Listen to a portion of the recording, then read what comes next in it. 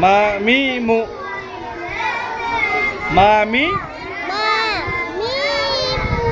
হ্যাঁ না এবার দুই জবর দিয়ে মিম আলিফ দুই জবর মান তারপরে মিম দুই জের মিন মিম দুই পেশ মুন মান মিন মুন এ দেখো এ আমাদের দেখো এ বাবাদের দেখো মান মিন মিন মিন মিন এখানে গুণ হবে এখানে মিন